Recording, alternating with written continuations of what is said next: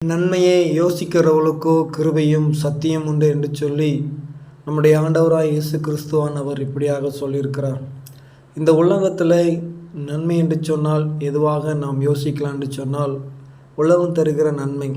அந்த உலகம் தருகிற நன்மையினால் நமக்கு ஏதாவது நன்மையான காரியங்கள், அதாவது நம்முடைய எதிர்கால வாழ்க்கைக்கு தேவையான காரியங்கள் நடந்து விடுமா என்று சொன்னால் நிச்சயமாக 100% உறுதியாக யாராலும் சொல்ல முடியாது.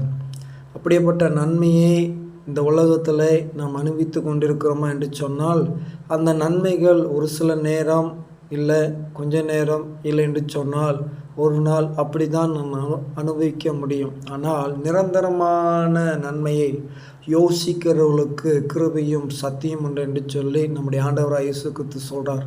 அப்படி என்று சொன்னால் இந்த உலக நன்மை நமக்கு அப்படி கிருபையும் சத்தியத்தையும் தருமா? ஒருபோதும் தராது. நம்முடைய ஆண்டவராய் இயேசு கிறிஸ்துவை பிதாவாய்